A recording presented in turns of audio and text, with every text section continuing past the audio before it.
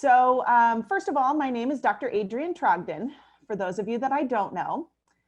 I have a background in, I'm licensed as an addiction counselor and licensed as a professional counselor, and I supervise both of those credential tracks for people. Of course, we're talking about diagnoses and diagnosing the section of the DSM around addictions. So we will be talking through those diagnoses, and then we will do some case scenarios to figure out what we would diagnose the cases with. So that's kind of the limit of our topics for today.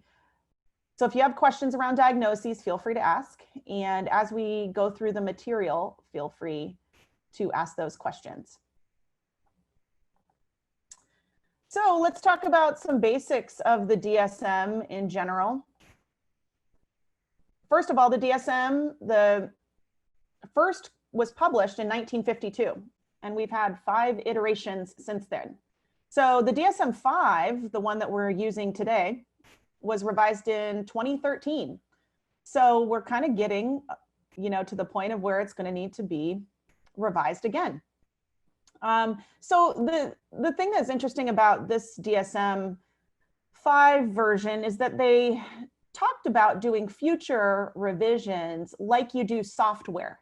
So it'd be version 5.1, whatever the next revision comes out, or 5.1.1 or whatever, just like software does when it updates.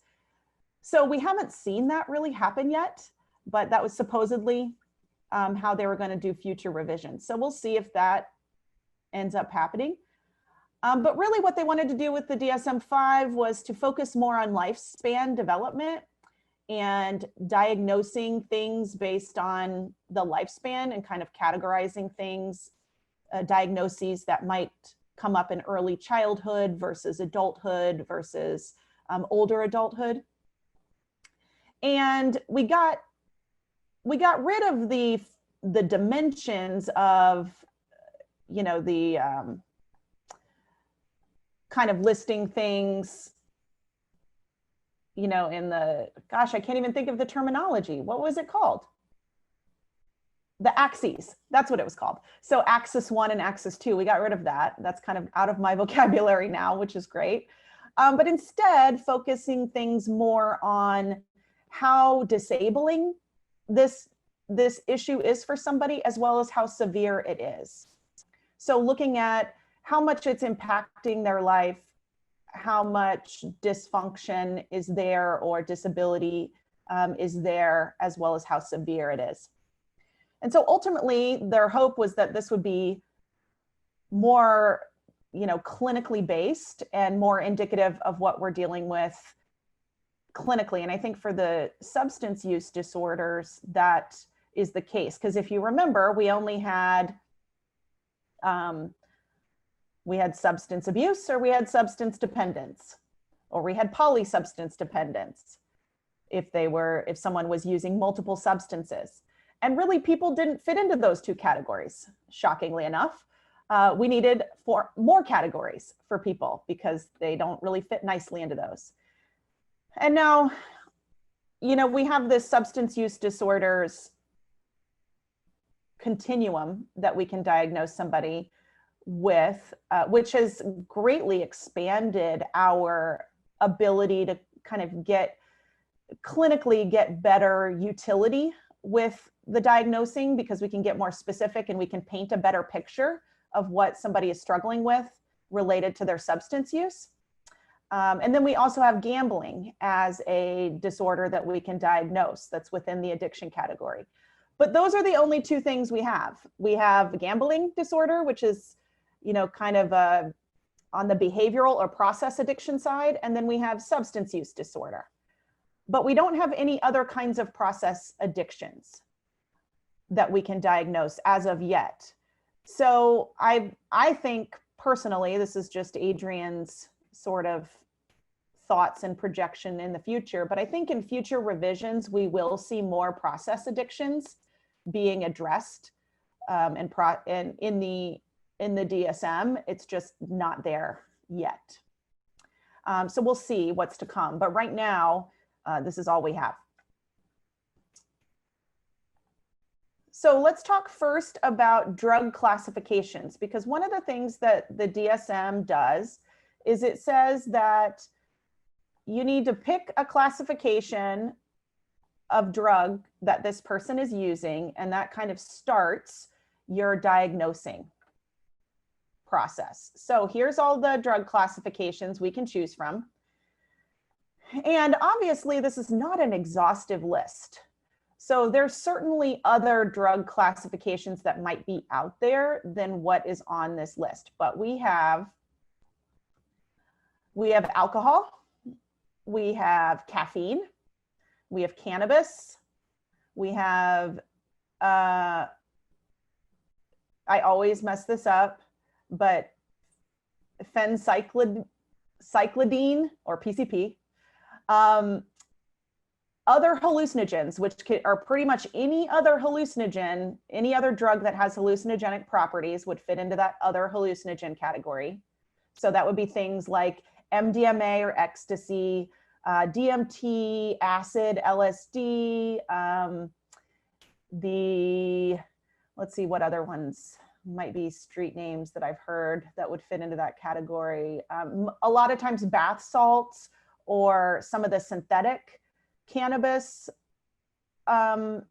drugs that have hallucinogenic effects will go into this category instead of into cannabis. So you kind of have to think about what are the effects of the substance that somebody's using, and that's the category you would want to place them in. So other hallucinogens can encompass a lot of drugs, a lot of club drugs. And then we have a category of inhalants. So traditionally, anything you can huff, glues, paints, gasoline, solvents, nitrous oxide, paint thinner, any of that kind of stuff that people might huff or inhale.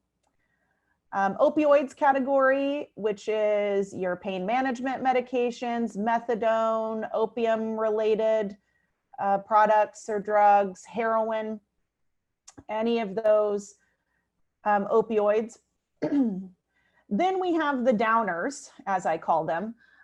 So these are things that are going to have some sedative effects. So these are your benzodiazepines, barbiturates, anything that is kind of going to be more like a tranquilizer type medicine. And those are mostly medications in this category here of sedatives.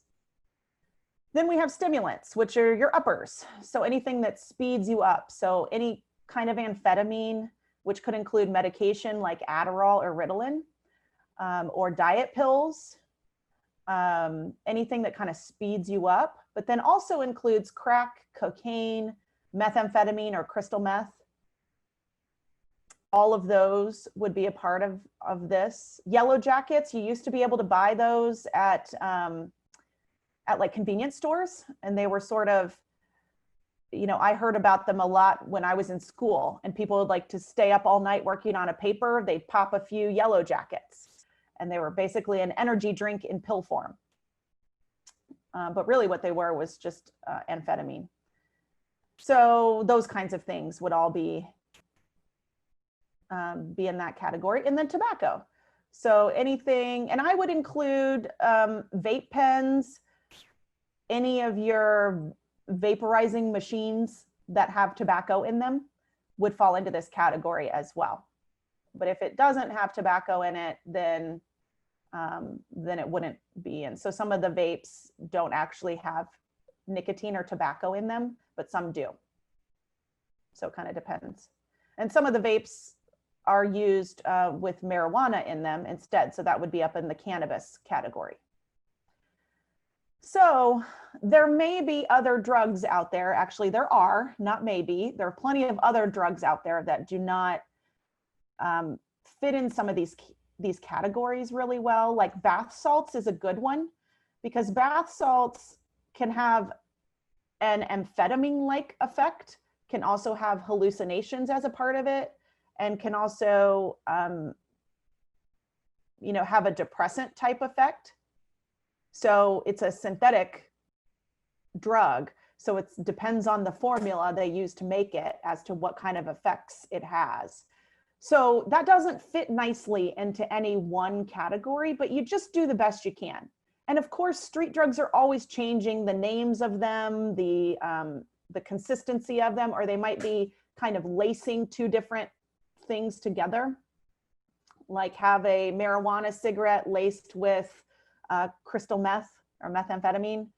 And so that would fit into two categories of the stimulant as well as the cannabis in that scenario. But you kind of want to go with what's the person using mostly or most of the time, as well as what are its properties. So sometimes people call things, all kinds of street names that I can't possibly know all of the street names that are out there. And so I like to ask my clients, tell me about the effects of this substance. So what is it doing to your body? How do you feel when you're on it? Give me some descriptors there. And then as they start describing it, I'm sort of mentally thinking through all these categories of, what are the properties of all these categories? So are they seeing things like a hallucination? Are they hearing things like an auditory hallucination? Then that I'm looking in the hallucinogen category. Do they go to sleep? Do they kind of zone out? Then I might be looking at the sedative category or the opioid category. Kind of depends on, the effects there. But if they have lots of energy and it speeds them up and their heart's beating really fast, then I'm probably looking at a stimulant. So I want to pay attention to the category or classification and figure out, to the best that I can, what category this substance would fall in. Is that making sense to everybody so far? For some of you, I know this is old hat and you know this, it might be a nice reminder. For others of you, this may be new information, I'm not sure. Okay, so I'm seeing no one giving me funny looks and I'm not hearing any questions. So I'm gonna keep going. Okay, so that's the first thing we're doing. We're trying to figure out what classification of substance is this person using or on. Sometimes we can observe them if they're impaired when they come into our office, like they've used recently, then we can kind of observe their behavior and see what might be going on with them. So according to the DSM, how do we diagnose from here? So we basically got 3 levels of options. We've got substance use disorder, which we're looking for a pattern of use over time to fit into that category. Substance intoxication means that someone is acutely intoxicated in front of me right now when I'm doing this interview or trying to diagnose them. So they're on something right now as we speak.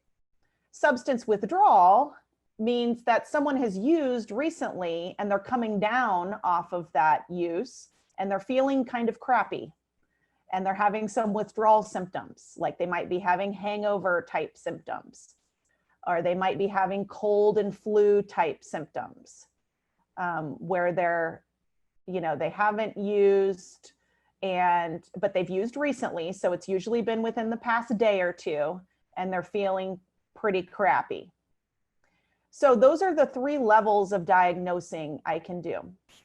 And oftentimes, substance intoxication, this particular one in the middle, is frequently used for acute hospital stays. So when somebody is coming into like a detox center, or a lot of times when they go to the ER and they're actively high and they're like having hallucinations or delusions, or having some kind of impairment and they show up at the ER to get medical treatment, or they think that they're gonna, potentially overdosing. That's oftentimes when someone's diagnosed with substance intoxication, because we don't have the benefit of getting a lot of that history to figure out if they actually have a substance use disorder. We need more historical information to deal with that diagnosis, and we'll get to what all we need there in just a minute.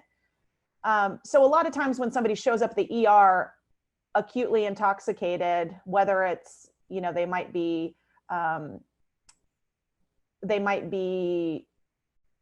drunk to the point of it being toxic to their body, you know, like alcohol poisoning type situation, then they might get this diagnosis of intoxication. Or if they're, you know, have taken a lot of heroin and they feel like they're overdosing, they might get that diagnosis. Things like that, where we don't necessarily have all of the background history of information.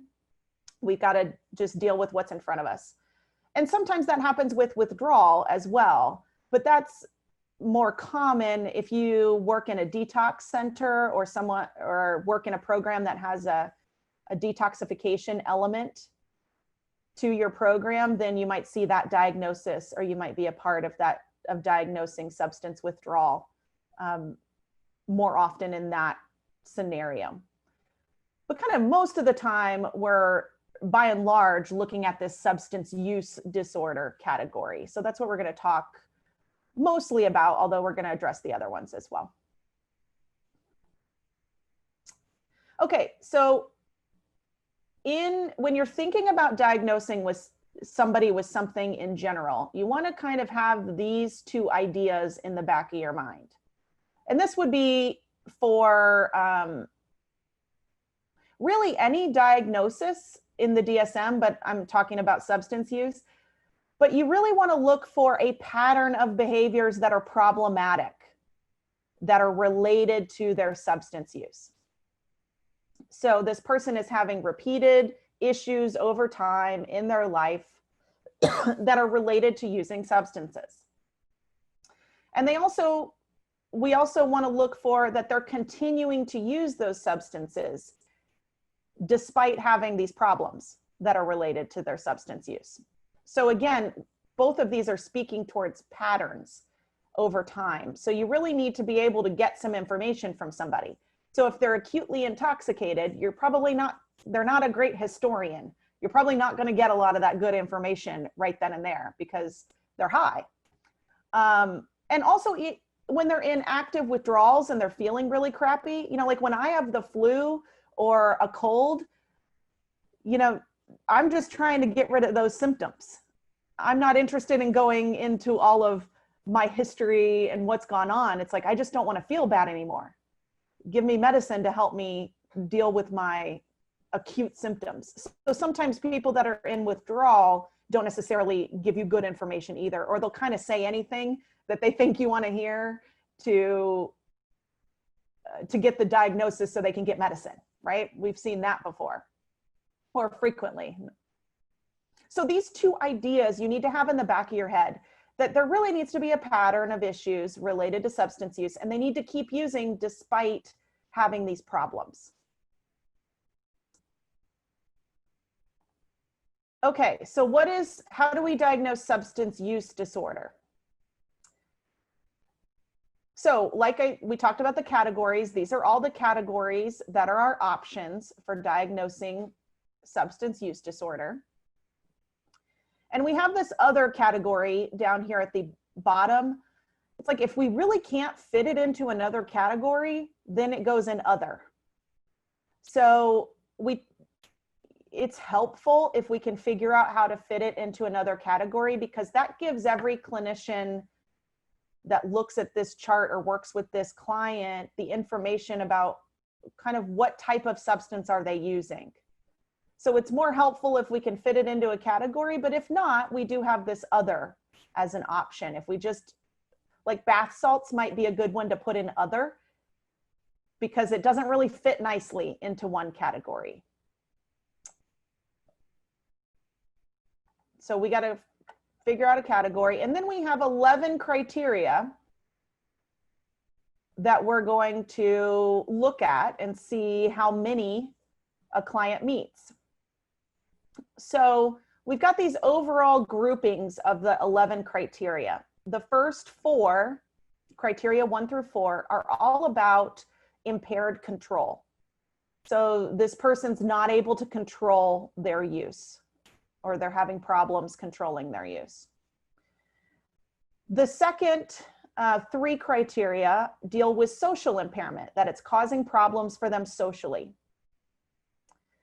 The next two are about risky use, that they're using in situations that are risky or potentially risky, like driving while drinking or something like that. And then the last two are really pharmacological in nature. So we're looking at tolerance and looking at withdrawal. So how is it operating in their body, basically? That's the last two. And we're looking at a 12-month period of time. Usually we're looking at the last 12 months in somebody's life, but that's not required. We can look at really any 12-month period in somebody's life. So oftentimes when somebody's been, like, a good example is somebody's been incarcerated for several years, and you might look at the 12 months prior to their incarceration to figure out if they have a substance use disorder, because while they're incarcerated, they might, of course, still have access to drugs to some degree, but that access is more limited, and they're in a, you know, kind of supervised environment that's limiting their ability to use. So sometimes we'll look at the 12 months prior to their incarceration, or if they were in a treatment facility long-term, or some kind of living environment long-term that limited their access to substances and to using, then we might look at the 12 months prior to. But typically, we kind of want to look at the last 12 months because we're trying to figure out how much of a problem is this for this person right now. Making sense so far? Seeing some head nods. Okay, great. So here's the criteria itself. So now you need at least two criteria. So I would love to tell you that this criteria is completely objective and all the time I have a really lovely answer for how you can very clearly figure out if someone meets each one of these criteria. I would love to tell you that, but I can't. So there's some clinical interpretation that goes on here. And I'm going to tell you how I think about and look at these criteria, but you know, there's some wiggle room here. People interpret the criteria differently across the board, which is a little bit problematic because part of the DSM-5's goal was to make our diagnosing a little more consistent across the board. And I'm not sure they really achieved that, but oops, clicked too soon. But, you know, it at least gives us a better kind of guidepost to look at. So you need at least two criteria in a 12-month period to diagnose somebody with substance use disorder. So we're going to talk through each one of these 11. So number one, the person needs to be using in larger amounts or for a longer period of time than they originally intended to. So kind of practically, what does that look like? It could look like that larger amounts part is that maybe they started 6 months ago drinking on Friday nights, you know, 3 or 4 beers. And within 6 months, they've kind of moved up to drinking every single day a 12-pack of beer. So they didn't plan to do that. Their goal was not to increase their use of beer to every day a 12-pack. So they're using in larger amounts than they intended to, or for a longer period of time than they intended. You know, it's like, I never intended to drink every day for a year. You know, it just kind of evolved and got there. So a longer period of time, or it could be that, you know, I went to the bar and I said I was going to have one drink with my friends and I ended up, and I was going to leave in an hour. And then I had that one drink and I kept drinking. And then I stayed at the bar until 6 in the morning. So that's also a longer period than they intended. But again, remember, we're looking for a pattern. So we're looking for the pattern over time. So just because they did that one day doesn't mean that they really meet this criteria. We're looking at that pattern. Does that consistently happen in their life? Is there some regular kind of pattern that we can identify? So it's maybe every Friday night I say I'm going to go to happy hour with my friends and just go for an hour and have one drink, but then I end up drinking 10 drinks and stay all night long. And that consistently happens every Friday night or most Friday nights. Then I would say they meet this criteria. And remember, these first four are all about control, and that their control is impaired. So, you know, that's kind of speaking to that lack of control, of being able to control their use. So number 2 is a desire or unsuccessful efforts to cut down or stop. So let's say they tried to stop drinking at some period of time and they weren't unable to, or they really want to cut down or stop, but they're not able to. So it's the desire or unsuccessful efforts. So they've tried to stop, can't, or they really want to and haven't been able to actually put that into action. And that can include cutting down or stopping. So cutting down means that, you know, a harm reduction model, basically. Like I usually drink 10 beers, so I'm going to try to cut that down to 8 beers. And over time, I'm going to try to keep cutting it down so that eventually I'm not drinking any beers. But I would meet this criteria if I'm not able to do that, that I'm not successful in cutting it down. Okay, number 3, we're still talking about impaired control, is a large amount of time is spent obtaining, using, or recovering from the substance. So I like to do a little timeline with my clients where I ask them, you know, when you wake up in the morning, when do you start thinking about using? So a lot of clients, particularly my opiate user clients, are going to say, oh, the minute my eyes open, I think about using. You know, I'm reaching for my pills, or I'm reaching, you know, I'm thinking about who I can hit up if I'm out of my substance. So, you know, I ask them, what's the time that you start thinking about it? And when in the day do you start sort of making plans to get your substance or making plans to use it? So it's going to depend a little bit on the substance they're using. So in the case of alcohol, you know, it's like, when do you start thinking about drinking or when you can have a drink? And then, you know, alcohol is easy to get because it's legal. So you can just go to the store and buy some, or you can go to a bar and have some, whatever. For drugs, there may be a little more work to be done to obtain it. You know, they may have to find money. They may have to hunt down their dealer. There may be a lot of activities involved in actually obtaining the substance. So I'm looking at kind of how long is that taking? And then they have the time of using. So how long are they using? And you know, for some substances, you know, kind of the high is longer than others. And then the recovery process. So you got to come down and recover from your use. So how long does that take? The problem with this particular criteria is the definition of a large time spent. Like, what does that mean? What does really a large amount of time mean? Which is a clinical decision-making piece that you have to make. There's not really a time frame that I can give you that says, this is what a large time is.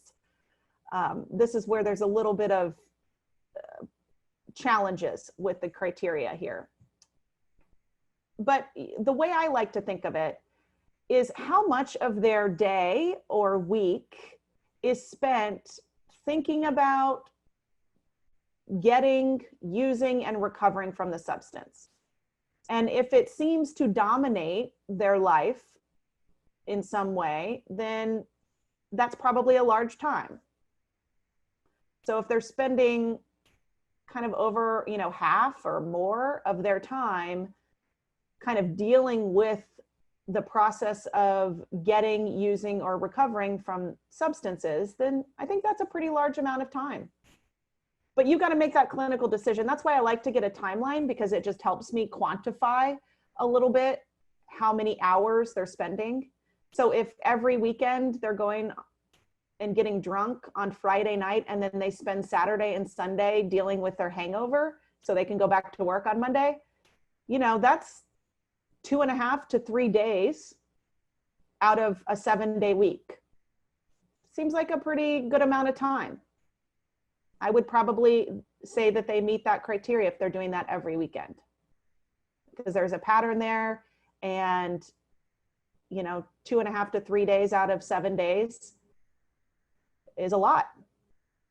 So you kind of have to use your clinical judgment there. That one is not really clear in terms of timeframes, but it's still talking about that impaired control, that things are getting out of control. They're not able to control their use.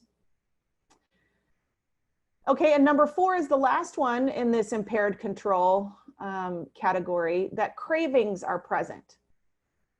So cravings are kind of that compulsion or that obsession with wanting to use, or thinking kind of it's dominating a thought process.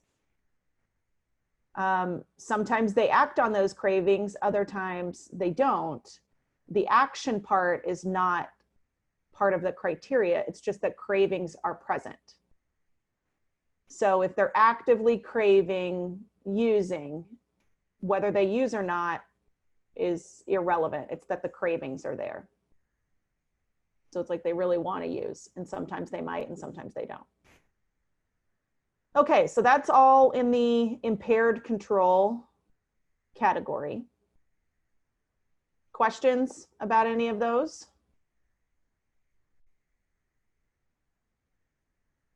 Okay, moving forward. The next ones are about social issues, so social impairment. So number 5 is that their use results in an inability to fulfill obligations at work, home, or school. So this could look like, consistently being late to work because of their substance use.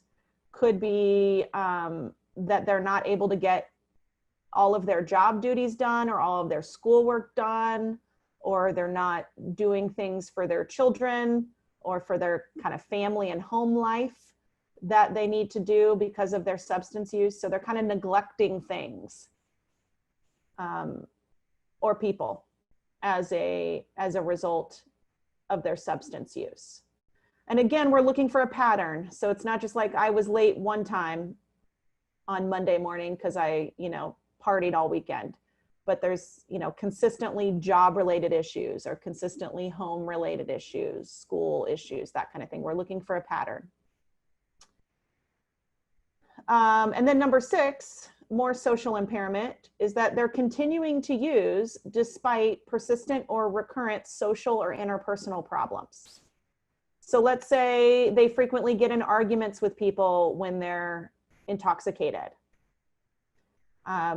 People stop wanting to hang out with them because they're using and they don't like how they act when they're high, or they don't like being around that. So they're starting to have some social problems with other people. Maybe their significant other is complaining about things or how they act or behave, or that their behavior's changed, things like that. And then the third one in this category of social impairment is that important activities are given up because of use. So those could be social activities, occupational or recreational activities. So let's say someone used to play on a baseball league and, they started using and kind of let that go when they used to really enjoy it. Giving up hobbies, not attending, business functions that might be after hours, or, you know, occupational related activities that they're supposed to be at, but they're giving those up because of their use. Or maybe they used to play cards with their friends every Wednesday night and they stop attending things like that because of their substance use. So again, all of these in this category, you got to make a clinical determination on if they meet those criteria, but keep in mind, you're looking for a pattern of behavior that that slowly, basically what you're looking for is that substances are starting to take over their life, and they're giving up things that they might otherwise value because of that, because substances are getting more and more important. Okay, so that was social impairment. Then 8 and 9 are about risky situations. So 8 is that they're using in situations that are physically hazardous. So that could be operating heavy machinery at work while under the influence. That could be driving while impaired. I mean, could even be like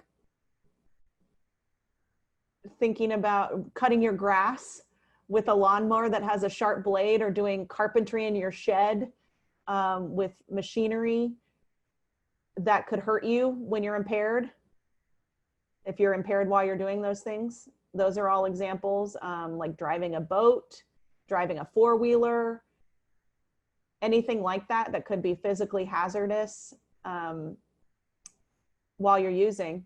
And that the, you know, that the use, again, I keep emphasizing this, but you're looking for a pattern. So you're looking for them doing these things on a somewhat consistent or regular basis, that they're kind of over time putting themselves in these physically hazardous situations. Could also include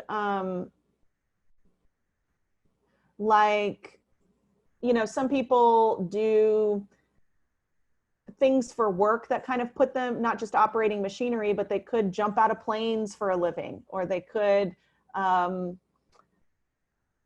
trying to think of other examples.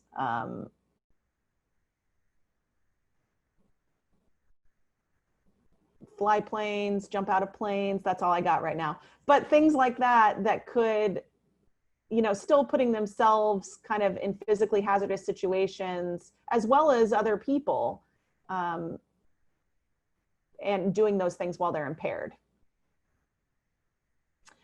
And then number 9 is continued use despite persistent or recurrent physical or psychological problems. So they might have some anxiety or some depression symptoms that, you know, that are either kind of exacerbated by their substance use, or they're trying to deal with through using substances as a kind of coping strategy. They could also have physical ailments that, like, for example, having liver issues because of alcohol use, but they keep using even though that's making their liver issues worse, or at least not go away. That could be an example. So that they're continuing to use even though they have these other medical issues or psychological issues that are going on. And they still continue to use, even though it impacts those things. So that's all the categories of the risky use. And then 10 and 11 are related to the pharmacological effects. So tolerance is the need for larger amounts to achieve intoxication, or that the same amount doesn't have the same effect that it used to. So it's like I used to be able to get drunk on 2 vodka cocktails, and now it takes me 4 to get drunk. That would be need for larger amounts to achieve intoxication, or that, you know, I can get drunk, or I used to really enjoy 2 vodka cocktails, but it doesn't have the same effect that it used to. I used to feel good, and now I don't really feel anything. So I may not necessarily be drinking more, but just that the same amount doesn't have the same impact or effect that it used to. Some people talk about intolerance, that the same amount part, that like if they're prescribed opiate pain management medications, that they were at one point in time that dosage level would help their pain and deal with their pain, that now they take the same amount, but it actually doesn't help their pain in the same way. So that could be another example. Like it doesn't deal with all the pain. They still have some pain, whereas before it used to kind of deal with all of the pain. So that could be another example. And then the withdrawal is an interesting one. So withdrawal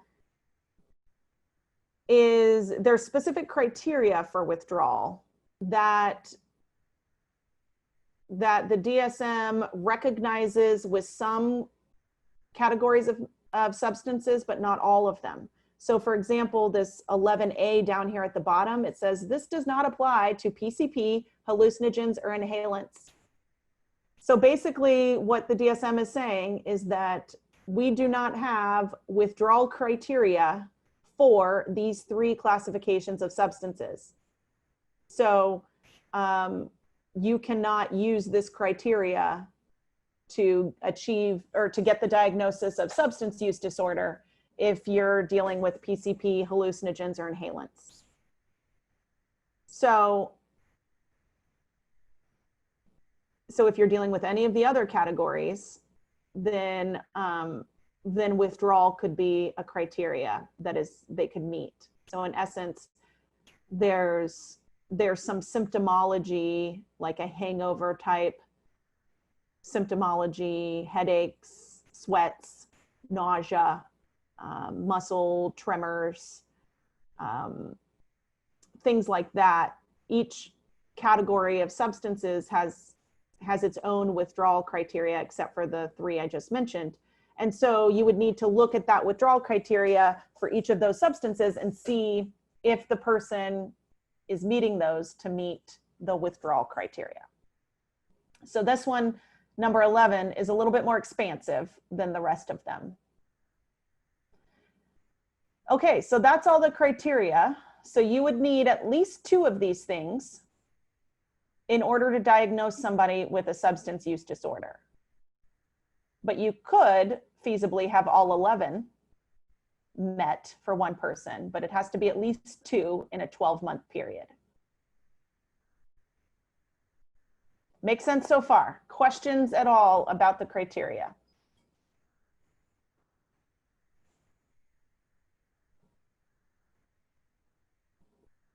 Are you sure? Don't be shy. If you have questions. Okay, hearing nothing, I'm going to keep going then. Okay, so let's say we've got at least 2 criteria met for our client, but we're not done yet. We've got to add some specifiers, or potentially could add some specifiers. So here's our options for substance use disorder. We have 4 specifiers, and then we also have a severity rating. So we'll get to that next.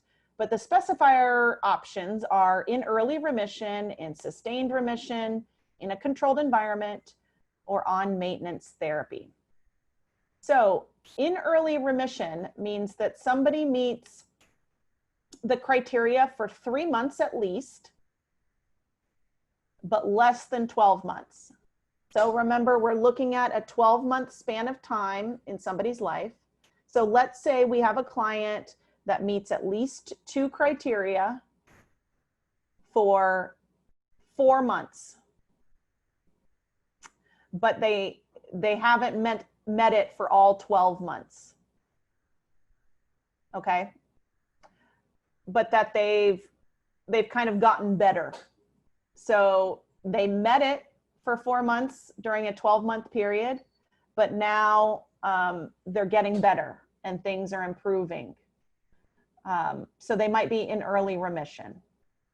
because things have improved, but they're kind of in early recovery. I kind of equate this to, you can replace the remission to in early recovery. But they're in early remission. Now, the only caveat is we're not looking at the cravings criteria. So they can still have cravings over time and be in early remission. So they may not be acting on their cravings, but they may still have them, and that's fine. So in sustained remission, so you can kind of think of in sustained recovery, is that they met criteria during a 12-month period, but they haven't met it for 12 months. So they've been able to sustain their recovery for about a year, basically, except they can still have cravings. So let's say that somebody was, using heroin for 3 years, and they stopped about 12 months ago and have been in recovery or remission since then. I would give them this specifier of in sustained remission. So they met the criteria for a substance use disorder a year ago, but they've been in recovery for a year, except they might still have cravings. Then you could give them this specifier of in sustained remission.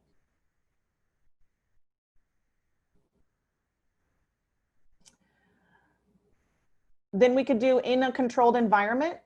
So this would be the people that we talked about earlier that are incarcerated or in some kind of living situation that is limiting their access to substances in some way. So they could be like in a long-term hospitalization, residential program, sober living house, a group home type of place, something like that where their access is limited or restricted.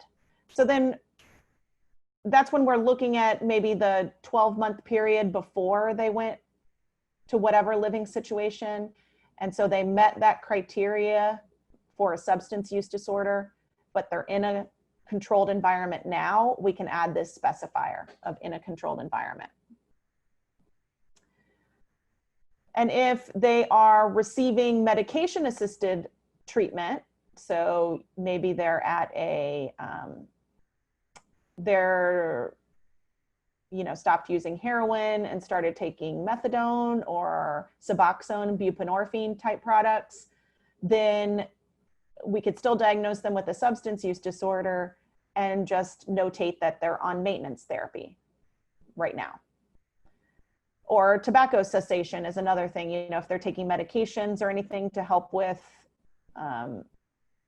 smoking or using tobacco products, then we could use on maintenance therapy as well. But these are the only two that we would use on maintenance therapy for. The only two categories are opiate substances or tobacco. Is that making sense so far? Excellent.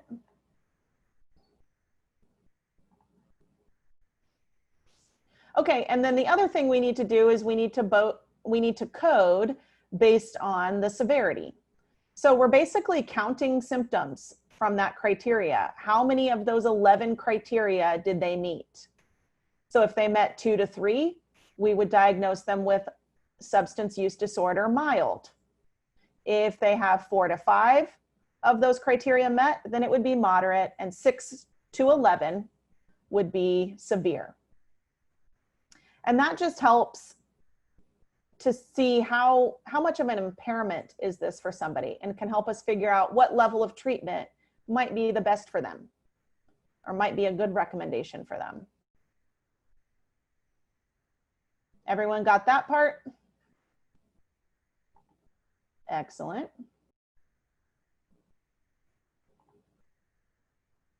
Okay, so stimulants are a little bit special. So when this is only for stimulants, so none of the other categories are impacted in this way, just stimulants. So for a stimulant, under the specifiers of mild, moderate, or severe, you would also add a code or a descriptor that says if it's an amphetamine type substance, if it's cocaine, or if it's an other or unspecified stimulant. So if it seems like it's amphetamine type, like if they're using Adderall or Ritalin or diet pills, those are all for sure amphetamines. We would use this descriptor or specifier that says amphetamine type substance. If they're using cocaine or crack cocaine, then we would say cocaine. And if it's something else that acts like a stimulant, but we're not really sure what it is, it doesn't seem to be an amphetamine and it doesn't seem to be cocaine or crack, we can use other or unspecified stimulant. Oh, and I forgot to say for the amphetamine type, that would also include crystal meth or methamphetamine. So that would go up here in amphetamine type. So it might look like this when you write it out. So we're using the F codes now in the DSM, not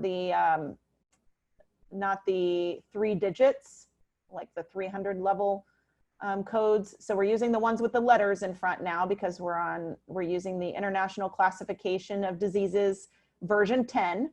So the DSM, when it came out, we were still using version 9, which had the 300 codes. And now we are on version 10. So that's the letter codes. So this one for cocaine use disorder, it would be F14.10, cocaine use disorder, mild severity in sustained remission. And we specified that it was cocaine. So we would want to make sure that it specified cocaine. So you want to, when you're writing out a diagnosis, a lot of times we don't write out diagnoses anymore. We use the codes, like when you're filling out a billing claim form, they only want the code. You don't have to write it out anymore. But if you do write it out, you would specify the substance first. So instead of saying substance use disorder, you would say what that substance was. So this one would be cocaine. So you would say cocaine use disorder, and then add your severity and your specifiers afterwards. Does that make sense? We don't often write it out anymore, so you really don't, most people don't do that, but that's technically the proper way to write it out. Okay.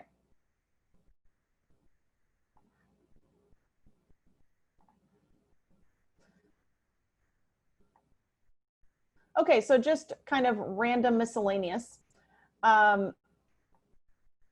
Caffeine, we only have 2 options. We can't actually diagnose caffeine use disorder, or probably most of us on this call would be diagnosed with that. I know I would. I drink coffee a lot. But we can use caffeine intoxication or caffeine withdrawal. We just don't have the option of diagnosing a caffeine use disorder. So caffeine's a little special too. Okay, so these are just some examples of the coding that you would do. And I already told you this, but you would record the name of the specific substance. So it'd be heroin use disorder severe, not opioid use disorder. So if you know the substance they're using, then put that in there as heroin use disorder. If you're not sure what type of opioid they're using, but they're using an opioid, you could still say opioid use disorder for the classification or the category of substance. But if you know what substance they're using, then use the actual name of the substance. Sometimes that gets a little tricky with like street names. You may not know, like you may not put, you know, if they call crystal meth ice, you wouldn't put ice use disorder. You would need to put methamphetamine use disorder, or you could put stimulant use disorder if you weren't sure, but you knew it operated like a stimulant. Does that make sense? So you wouldn't want to use the street names because street names are not the same across the board. That's not common vernacular. It just is your, kind of locality that might be used. So you want to either use the category or the specific substance if you know what it actually is and not just the street name. Does that make sense? And we already talked about the cocaine use disorder, so that's there. Okay, great. Okay, so some other things that might be helpful in the DSM that I'm not going to go over here, but just to alert you to what's in the full DSM, as long as you don't have one of the like the condensed versions. If you get the full book, purple book, then it has all of the prevalence data in there for the research studies that they did, and has some cultural issues, so how different substances might impact certain cultures. And if you work with those populations, you would want to pay attention to that. It also talks about some diagnostic markers, which I find to be helpful. For each substance, or most substances, it doesn't necessarily go through each one, but for most of it, it'll give you kind of some things to look for in family history or blood alcohol content levels that might be markers for you, drug testing levels, like assessment tools you can use, or diagnostic tools that might be helpful in diagnosing. Things like that are in that diagnostic markers section. And you only get that if you have the big purple one, the big large DSM, not the smaller condensed versions that are like desk reference copies. So I find some of that to be useful. It's a little dated now, of course, since this was 7 years ago, the last revision. So, we have some newer information or newer research, but I still find that diagnostic marker section to be somewhat helpful, even now. So take a look at those things. Okay, so moving away from substance use disorder, we're going to talk about diagnosing substance intoxication, and then we're going to talk about withdrawal as well. So again, these are the classifications that you can diagnose for intoxication. And you notice caffeine is on the list now because we can diagnose that for intoxication, but we couldn't for substance use disorder. So the way that intoxication criteria is set up is that you're looking for recent use. You're looking for that they can tell you, or you can observe that they've clearly used very recently. You're looking for signs and symptoms that have developed during or shortly after their use. So for each category of intoxication, there's going to be a list of symptoms that you're looking for. So I'm not going through all of the categories and all of the symptoms here, but you'll need to refer to the list of symptoms for the specific substance to know what you're looking for that substance. And that can also help you figure out what category of substance you might be looking at. So,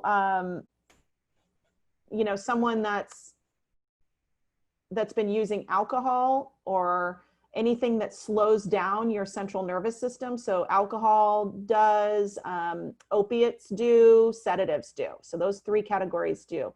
So if they're kind of sluggish, or if they're slow, or, if they're using an opiate, you might look for nodding out, which looks like they're falling asleep basically, but in a really kind of odd position sometimes. They might like have their hand up and then sort of nod, right? You've probably seen that before. Kind of funny. But that would be a classic symptom to look for somebody to be using an opiate, for example.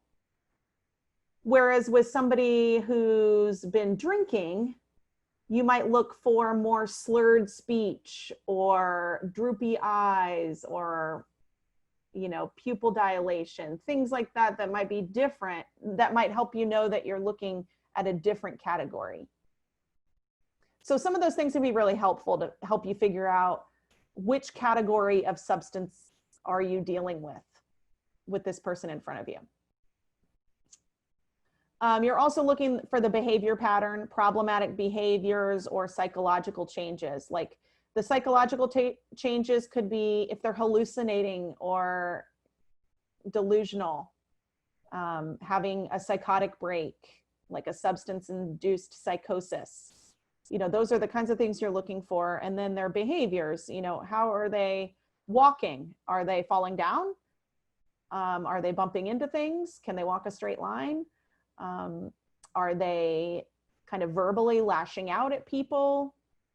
You know, all of those behavioral cues that you can observe, and the psychological things that you can observe. And the last thing you want to look for is that this is not better explained by another medical or psychological condition. So this is where things can get tricky, because if somebody is diagnosed with schizophrenia, for example, and they appear to you to be having a psychotic break, and they also use substances, it's a little unclear whether that was a substance use issue or is that part of their diagnosis of schizophrenia. So sometimes you may be cautious to diagnose somebody if they have some other kind of co-occurring issues that you're aware of anyways. Okay, so is that making sense to everyone? You need to look at your DSM for the specific category to look for the symptoms that you're for the specific substance. And that's what you will use to diagnose intoxication for that substance category. So that's intoxication. Now, a specifier for intoxication is with perceptual disturbances. So you're looking for hallucinations that are occurring, but they recognize that they're hallucinating. So they have some reality testing in place. So we can use this specifier for intoxication with cannabis, opioids, and stimulants. So we have this option for those three categories. So basically, you would be looking for the client to tell you that I'm seeing little green men, but I know that it's part of my using my substance that I'm using. So they recognize that it's a part of their substance use. And if they don't recognize that, then you might be looking at some underlying mental health issues going on there that may have been triggered by their substance use, but it's not just a part of the substance that they're using.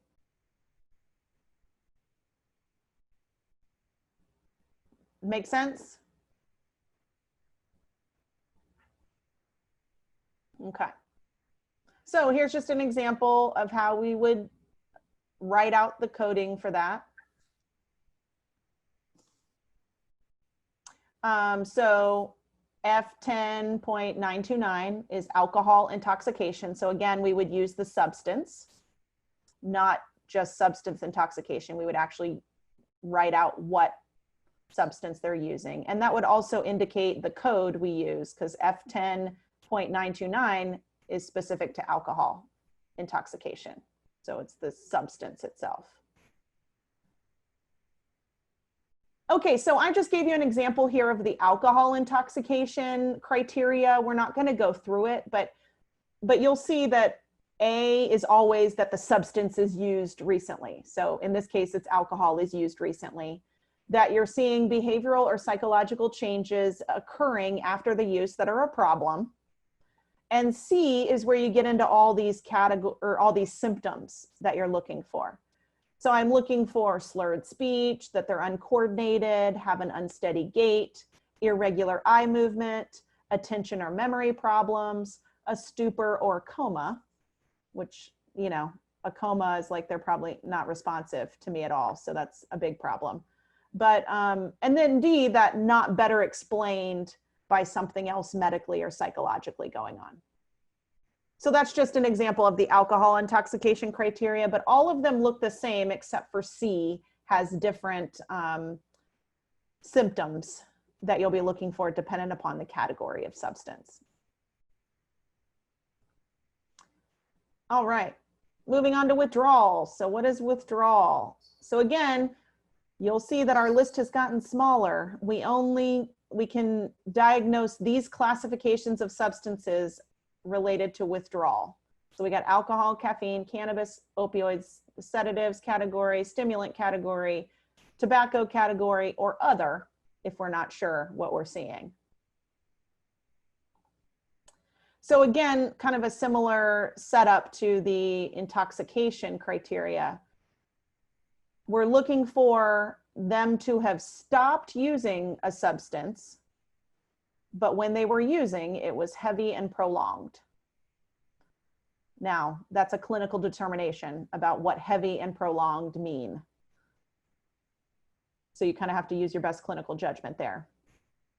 But, you know, if they went out drinking and they don't remember how much they drank, but they know they drank at least 5 drinks, but they were at the bar all night long, they just don't remember anything after drink number 5. But they show up at your office on Monday morning and they still have pretty significant withdrawal, hangover symptoms going on. Well, then that was probably heavy and prolonged drinking going on there. And you're looking for these symptoms. And again, you're going to have a symptom list for every category of substance, just like we did for intoxication. You want to look for if those symptoms developed within hours to a few days after they stopped using the substance. So in that example of the alcohol bender that started on Friday night, you know, that would, and they show up in your office on Monday morning, that would be within a couple of days of stopping using, that they have those, still have those hangover symptoms. And again, we're still looking for that problematic behavioral or psychological changes, and that it's not explained by another medical or psychological condition. So those are the same as intoxication. So it's pretty similar to what we just looked at. And then again, we have the specifier of with perceptual disturbances.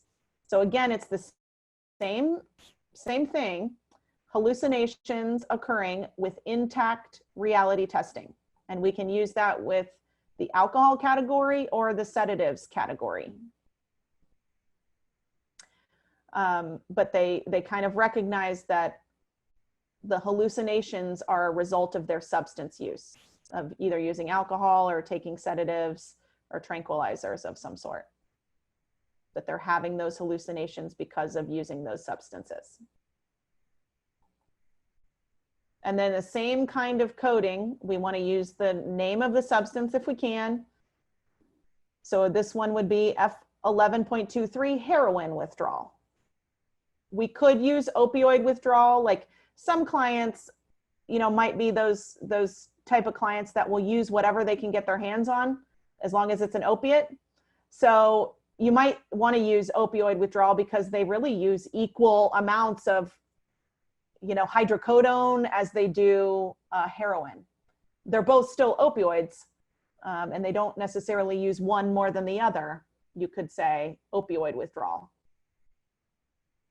But if you can, you know, if there's a predominant substance within the opioid category, you would want to notate that if you were writing it out. So same thing. And I didn't give you a symptom list because it looks exactly the same as the alcohol intoxication, or, you know, the ones we've looked at before. So you're going to have the same setup of criteria that we did with alcohol. Let me go back actually, and I'll show you that just so it's clear. So this is alcohol intoxication, but if we were looking at withdrawal, it would say that they've stopped using alcohol recently within the past couple of days, that there are behavior changes, those would be exactly the same, behavioral or psychological changes, and they would have a list of withdrawal symptoms for criteria C that you would want to look for, and D would still be there, that it's not better explained by another medical or psychological issue. So it's set up exactly the same way as the intoxication criteria is. It's just speaking to withdrawal instead. So we have this different category of of unspecified that replaces our NOS diagnoses from the DSM-4. So that was not otherwise specified. So now it's just called unspecified, or other, sometimes it's referred to. So what we're looking for here is that their symptoms that they're presenting are characteristic of a substance use, intoxication, or withdrawal disorder. However, they don't quite meet full criteria for one of those. So there's substance use going on, they're meeting some criteria, and it's pretty clear that what's going on with them is related to a substance use, and there's a pattern of behavior there, but they don't just fit well into one of those categories of substance use disorder, substance intoxication, or withdrawal. And so we're not sure where to put them. We can put them in this unspecified category. We also want to see that there's significant functional problems that are caused by the substance use. We just can't fit them nicely into one of those categories. So if all of that's present, we can use the unspecified option.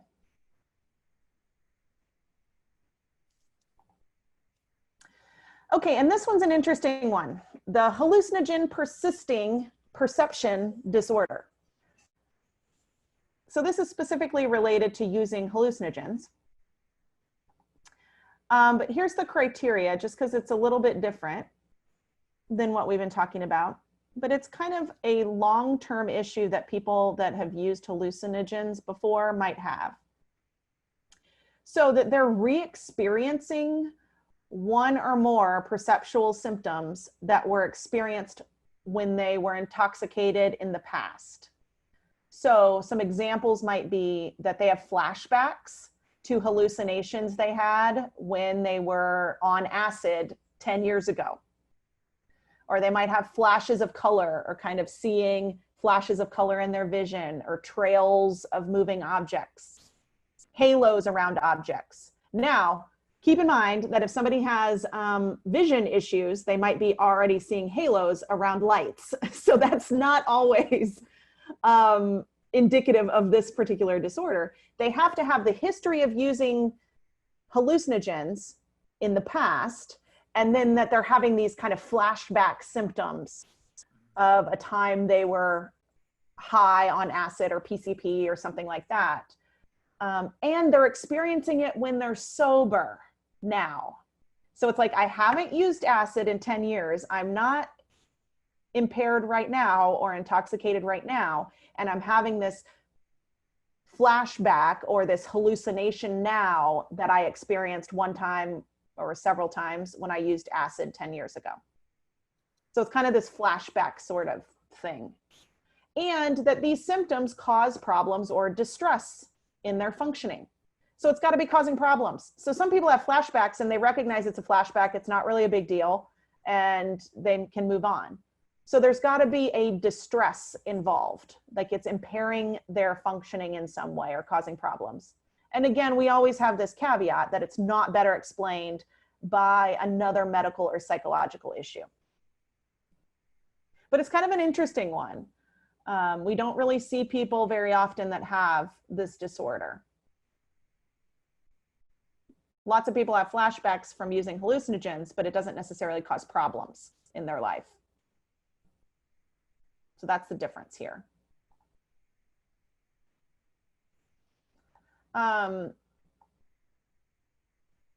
This is just other information I thought was interesting about this particular disorder, is that in terms of prevalence, the initial estimates were 4.2% of people who use hallucinogens would experience this perception disorder.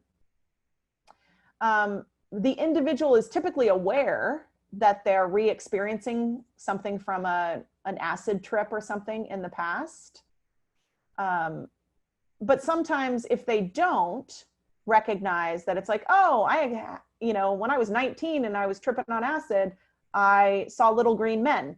And now here I am 10 years later seeing little green men randomly when I'm sober.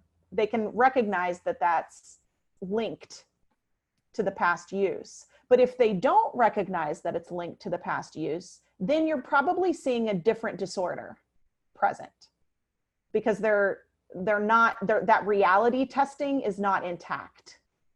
So they're not able to recognize that this is a flashback. But the interesting part of this is that it can last weeks, months, or years after using. So they could have used 20 years ago and have this happen now. And that's kind of the interesting part of hallucinations or using hallucinogens. Oh, and Kent, you put in the chat that you had a case of this, someone came to see you several years ago. He was scared and afraid that it would never stop. And that's pretty common. That's kind of what drives people that have this disorder to come into treatment, is that it's happening to the point that it's kind of creating a lot of anxiety and stress, that these, hallucinations or flashbacks aren't going to go away. And it's causing that distress. So that's usually what drives people into treatment. So great point. Okay, so last but certainly not least, after we've dealt with all the substances, now we have our one and only recognized process addiction of gambling in the DSM. So here are the criteria, which is set up in a very similar way to substance use disorder, is that, again, we're looking for problematic, which means we're looking for a pattern, problematic gambling behavior that's leading to problems functioning. So it's impairing their life in some way. This pattern of gambling is impairing their life. And you need 4 or more symptoms that we're going to go through in just a minute. And it needs to not be better explained by a manic episode. So when people have a mental health diagnosis, that could include manic episodes, like a bipolar disorder, for example. Gambling is often a part of a manic episode. So this is your differential diagnosis piece, where you have to really rule out bipolar disorder or any other disorder that would have manic episodes as a component, and make sure it's not just the manic episodes, but that there's actually a consistency of the gambling issues. So these symptoms, 4 of them or more is what we're looking for, so that they're gambling with increased amounts of money to achieve the desired excitement. So again, it's like a high, they're gambling like you would drink to get drunk, to get intoxicated. You gamble to also get a high and have that excitement. So you're gambling with increasing amounts of money, and there's a restlessness. Criteria 2 is the restlessness or irritability when trying to cut down or stop. So this is kind of the same idea as a withdrawal symptom, that they are getting cranky or restless when they're trying to cut down or stop gambling.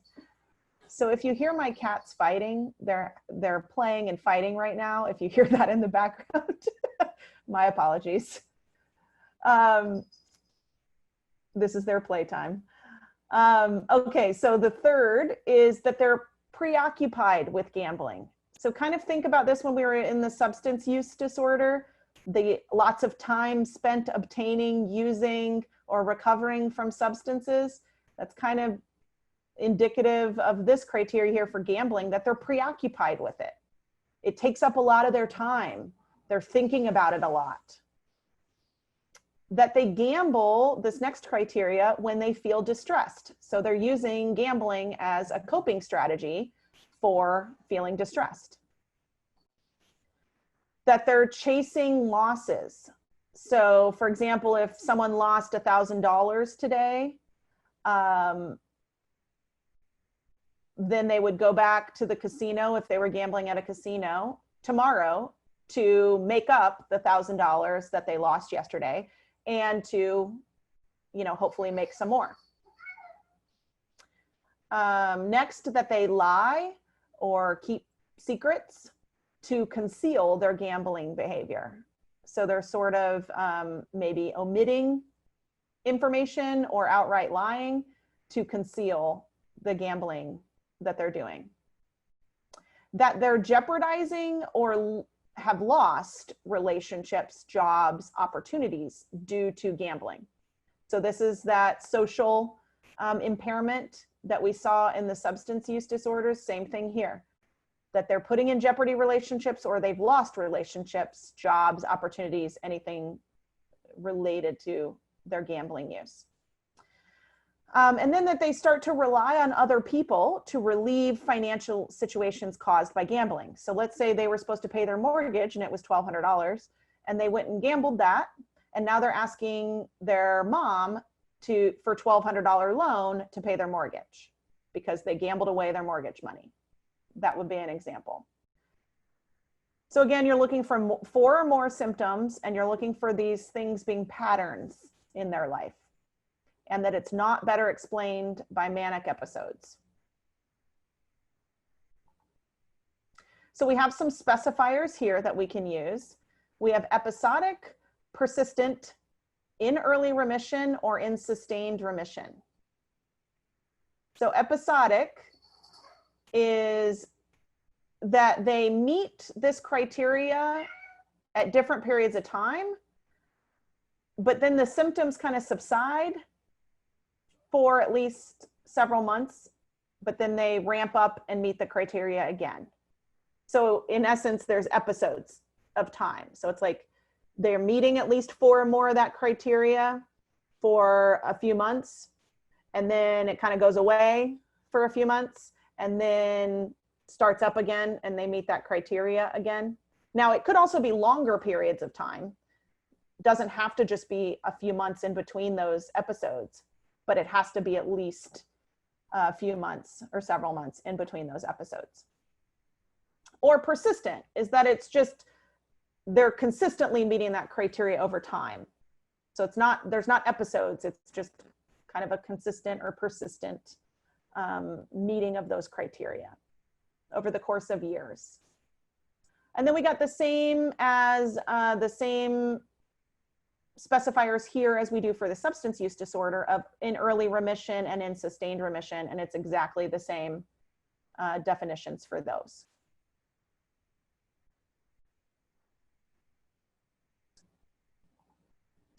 So then we also do severity here.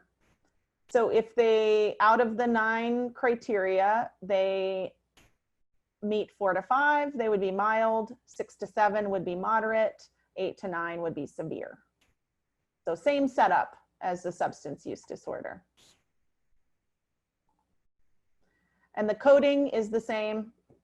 You would call it gambling disorder because that's what they're doing. It's not, there's not classifications like we have for the substances. So you would just say gambling disorder, you would specify the severity and add any of the specifiers that would apply. Episodic, in early remission, or persistent, or in sustained remission. Questions about gambling disorder?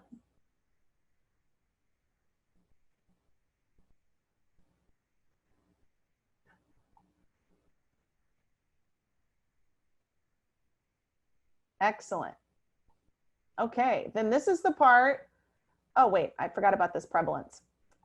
So for gambling disorder, this is directly from the DSM, so it may or may not be the same nowadays, but lifetime prevalence in females was about 0.2%, and males was 0.6%.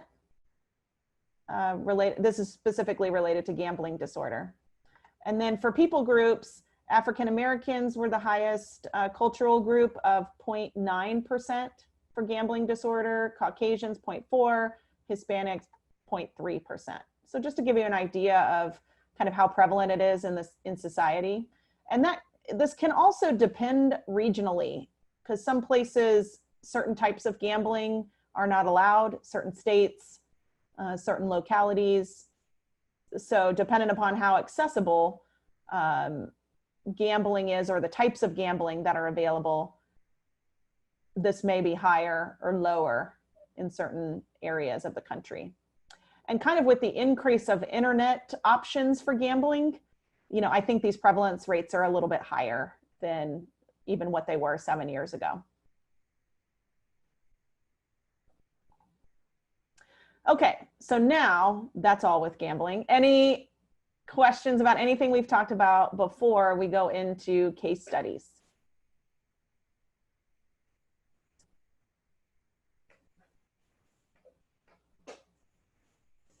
Okay, well, basically, this is the time that I'm going to ask you to participate. So if you haven't been participating up to this point, that's okay, but I want you to participate now. So you can participate by either putting things in the chat that I will read to the group, or you can always unmute yourself and talk and participate that way. So I'm going to put up a case study, and we have several of these. So I want you to read the case study, and then I want you to think about what diagnoses you might give this person. Now, you know, we may not always have enough information to give a diagnosis, but we'll kind of talk through that.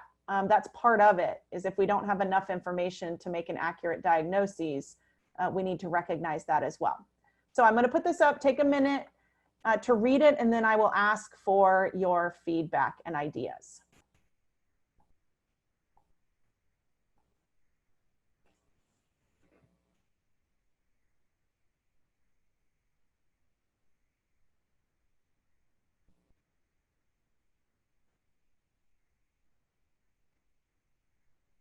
Yeah, manipulation is not part of the criteria for diagnosis. However, remember that part in the diagnostic criteria that there are behavioral or psychological issues.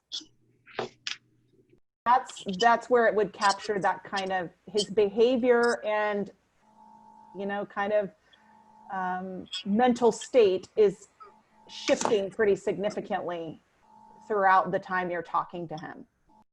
That would fit there in the criteria. So we don't call it manipulation, we call it something else, but but similar behavioral properties there. So he may not be severe yet at this point, but it seems like he's kind of headed towards withdrawals versus intoxication. So this is where things can get tricky, and I appreciate you bringing up that perspective, because it's not so clear cut when somebody, like, are we just seeing intoxication here? Is this just the remnants of intoxication, which it could be if he's using daily in particular, because there's going to be an element of the substance is still in his body, so he's still feeling an effect, but he's starting to have the withdrawal symptoms, and that's, you know, what he's trying to avoid too, is going into full-on severe withdrawal where he's going to have all those things that you were just talking about that are really unpleasant. So yeah, he's teetering on the edge here. So we, you know, I would probably lean more towards giving him a withdrawal diagnosis than intoxication. But you could also make the argument that it could be an intoxication diagnosis too. And it also kind of depends on your setting. If I work at a you know, residential setting or a hospital setting where I would be able to treat him regardless of if it was intoxication or withdrawal, or if I work in an outpatient setting where it's like, I don't have a bed to give you, I can, you know, make some calls and refer you somewhere, but, you know, I don't prescribe medicine in my outpatient practice, and I don't have any residential beds for you to sleep in. So, you know, there's those different issues you might run into depending on the setting. Yeah, maybe not, you know, if he's pretty healthy otherwise, it's you're probably seeing somebody who hasn't been using for years, for example, because you'd probably see somebody that's a little more disheveled, having a little more physical symptoms. They may be underweight. You may see more, you know, kind of stringy hair or skin issues, you know, more things like that. Physical appearance may be more problematic or more indicative of long-term use. And someone wrote, I'm not sure if you pronounce your name, but put in the chat that he's young and in reasonably good health.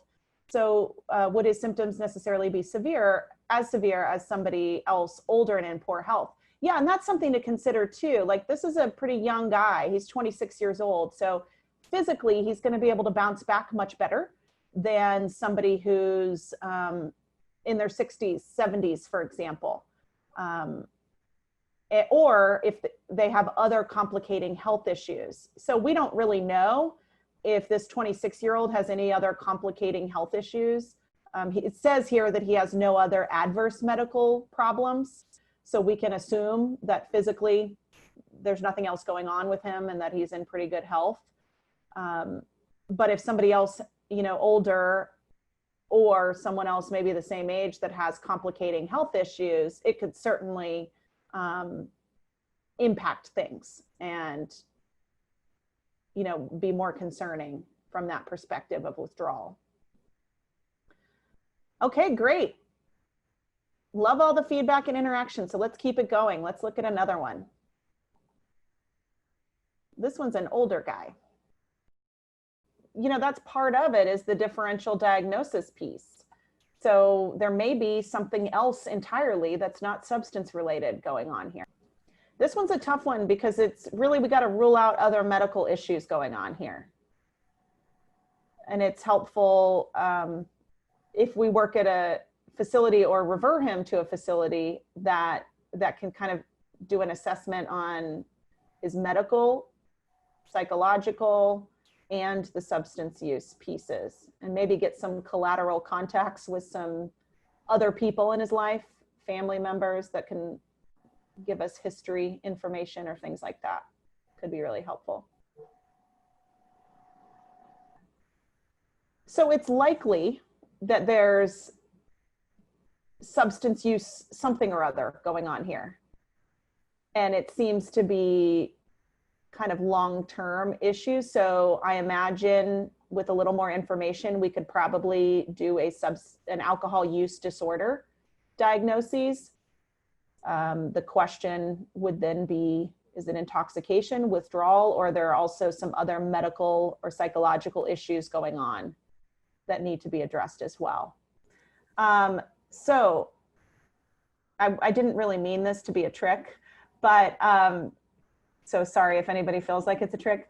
Polysubstance use is not a disorder anymore that we can diagnose. So we can't use the term polysubstance use disorder. So the way we would diagnose this, if we think that she has multiple substances, is we would diagnose each substance as a separate use disorder. So we would say methamphetamine use disorder, alcohol use disorder, we would list them all separately instead of kind of this catch-all category of polysubstance that the DSM, which I'm really thankful they did this actually, because it's confusing because it's like polysubstance, and thank you for your grace there, Kelly. I appreciate the comments. That the polysubstance didn't tell you what substances they were using. So it's hard to treat based on that diagnosis because it's just kind of a catch-all category. So now, even though it's more work on our part to diagnose everything separately, it actually gives us a much clearer picture of what's going on with somebody. That if we say alcohol use disorder severe, methamphetamine use disorder severe, then we have a much clearer picture of what this person is dealing with and what's going on with them. Now, the caveat to that, though, is that we have to make sure that this person actually meets all the diagnosing criteria for methamphetamine use disorder and for alcohol use disorder if we're going to diagnose both of those, and that they both meet the severity rating of severe. So that's kind of the caveat there, but it's an important distinction. because she is using multiple substances here. So we have to figure out, going back to the criteria, does she meet criteria for a diagnosis for each of those categories of substances?